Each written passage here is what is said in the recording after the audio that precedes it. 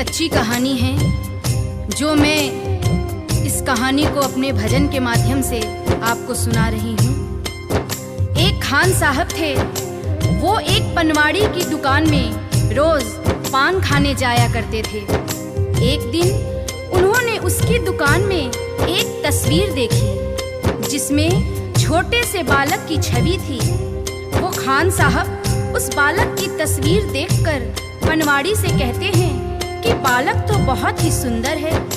इसके सिर पर मोर मुकुट, कानों में कुंडल, तन पे पीतांबर और पाँव में पैजनियां कितने सुंदर लग रही हैं। लेकिन बस एक ही कमी है कि ये जिस जमीन पर खड़ा है वो खुरदरी है और इसके पाँव में जूते भी नहीं हैं। ये खुरदरी जमीन इस नन्हे पाँव में चुभती होगी। ये बात सुनकर पनवाड़ी ने उससे कह दिया कि तो तुम ही ले आओ इसके जूते और उसे पहना दो। बात खान साहब को लग गई। दूसरे दिन ही वो उस बालक के नन्हे पाँव के लिए जूते बनवाकर पनवाड़ी के दुकान पर पहुंच गया और पनवाड़ी से कहा कि देखो, मैं इस बालक के लिए जूते ले आया हूँ, उसे बुला लो, मैं उसे पहना दूंगा। पनवाड़ी ने कहा, अरे ये बालक तो यहाँ नहीं रहता है, ये तो वृंदावन में रहता है, वृंदावन में। खान साहब कहते हैं, वृंदावन में? वो कहता है, हाँ, ये तो वृंदावन में रहते हैं। तो खान साहब कहते हैं, चलो वृंदावन में ही पहना देंगे, लेकिन जरा उसका नाम और पता तो बता दो। तो पनवाड़ी कहता है कि खान साहब, वृंदावन में जाकर किसी से भी पूछ लेना कि श्याम कहाँ रहता है, तो सभी बता देंगे। अब वो खान साहब वृंदावन पहुंच जाते हैं और हाथों में पादुका लेकर किस तरह से श्याम को ढूंढ रहे हैं। बताओ कहाँ मिलेगा श्याम, बताओ कहाँ मिलेगा श्याम, बताओ कहाँ मिलेगा श्याम, बताओ कहाँ मिलेगा श्याम। चरण पादुका लेकर सबसे, चरण पादुका लेकर सबसे पूछ रहे रस खान, बताओ कहाँ मिलेगा श्याम, बताओ कहाँ मिलेगा श्याम। वृंदावन में चूंकि श्याम के नाम से उस बालक को कोई जानता नहीं था और वो कई दिनों से उसे ढूंढते ढूंढते परेशान हो गए। आखिर एक सज्जन व्यक्ति जो उनको कई दिनों से देख रहा था और अपने पास बुलाकर पूछता है कि अरे भाई, तुम किस श्याम को ढूंढ रहे हो? उसका हुलिया मुझे भी तो बताओ ताकि मैं तुम्हारी कुछ मदद कर सकूं। तो खान साहब श्याम के रूप का वर्णन करते हैं, सुनिएगा। वो नन्हा सा बालक है, सांवली सी सूरत है, बाल घुंघराले उसके, पहनता मोर मुकुट है, बाल घुंघराले उसके, पहनता मोर मुकुट है। नैन उसके कजरारे, हाथ नन्हे से प्यारे, बांधे पैजनिया पग में, बड़े दिलकश है नजारे, बांधे पैजनिया पग में, बड़े दिलकश है नजारे। घायल कर देती है दिल को, घायल कर देती है दिल को उसकी एक मुस्कान, बताओ कहाँ मिलेगा श्याम, बताओ कहाँ मिलेगा श्याम। श्याम की जो छवि खान साहब उस सज्जन को बताते हैं, उसे सुनकर वो सज्जन को पता चल जाता है कि ये खान साहब किसे ढूंढ रहे हैं और वो उसे समझाते हैं। समझ में आया जिसका पता तू पूछ रहा है, वो है बांके बिहारी जिसे तू ढूंढ रहा है, वो है बांके बिहारी जिसे तू ढूंढ रहा है। कहीं वो श्याम कुहाता, कहीं वो कृष्ण मुरारी, कोई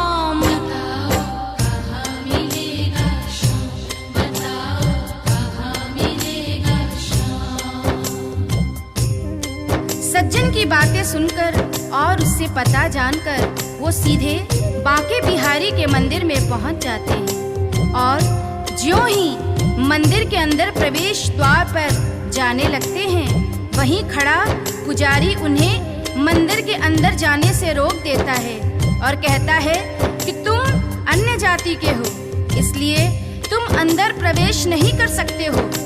तो खान साहब उस पुजारी से बहुत मिन्नतें करते हैं, लेकिन वह पुजारी उस खान साहब को आज्ञा नहीं देते हैं और खान साहब को मजबूरीवश क्या करना पड़ता है, सुनिएगा।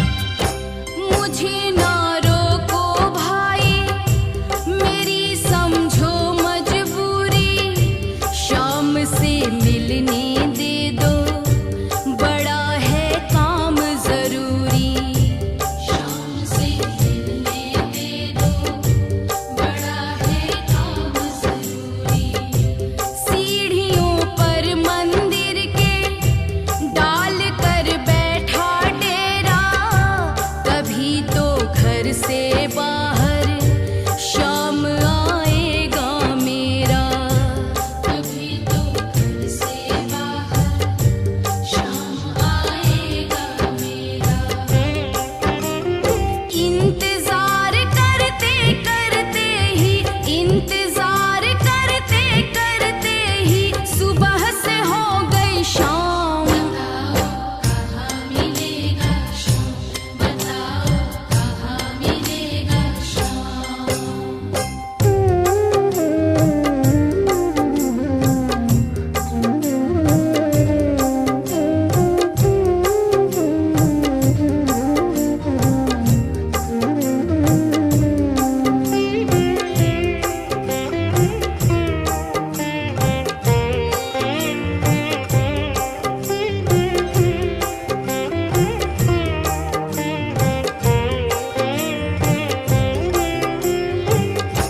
जाग कर रात बिताई, भोर होने को आई, तभी उसके कानों में एक आहट सी आई, तभी उसके कानों में एक आहट सी आई।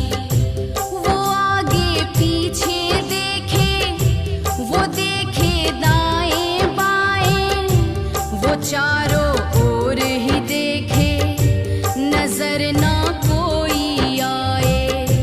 वो चारों ओर ही देखे, नजर ना कोई आए। झुकी नजर तो कदमों में, झुकी नजर तो कदमों में, बैठा था नन्हा श्याम। बताओ कहाँ मिलेगा शाम, बताओ कहाँ मिलेगा शाम। चूंकि भक्तों के लिए यहाँ महत्वपूर्ण संदेश है, इंसान जब तक अपने मद में खोया रहता है, जब तक इधर उधर देखता रहता है, भगवान उसे नजर नहीं आते हैं। जब तक उसका शीश नहीं झुकता है, उस पर भगवान की कृपा नहीं होती है। यहाँ पर जैसे ही खान साहब शीश झुकाकर नीचे की ओर देखते हैं, तो वह बालक नजर आ जाता है और खान साहब खुशी से फूले नहीं समाते हैं और कैसे उस बालक पर अपना प्रेम लुटाते हैं। खुशी से गदगद होकर गोद में उसे उठाया, लगा कर के सीने से बहुत ही प्यार लुटाया, लगा कर के सीने से बहुत ही प्यार लुटाया। पादुका पहनाने को पाँव जैसे ही उठाया, नजारा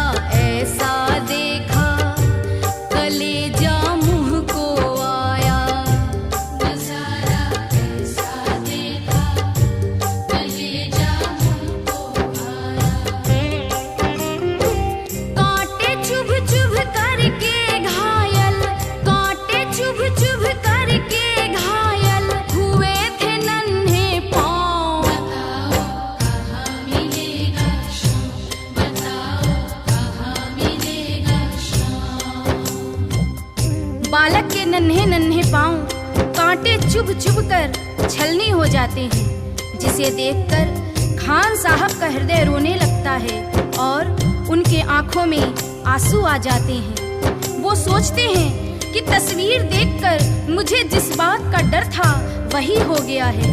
ये खुरदरी जमीन पर चलकर आया है जहां फूलों में कांटे पड़े होंगे, जिससे इसके पांव घायल हो गए हैं। और उस नन्हे बालक से खान साहब रोते रोते कहते हैं, खबर देते तो खुद ही तुम्हारे पास में आता, न पग में छाले पड़ते न चुभता कोई कांटा। अब वो नन्हा बालक उस खान साहब की उंगली पकड़कर मंदिर के अंदर ले जाता है और बांके बिहारी की मूरत की तरफ इशारा करके कहता है कि बोलो खान भाई बोलो, अगर मैं तुम्हें अंदर बुला लेता तो तुम क्या मुझे पहचान पाते?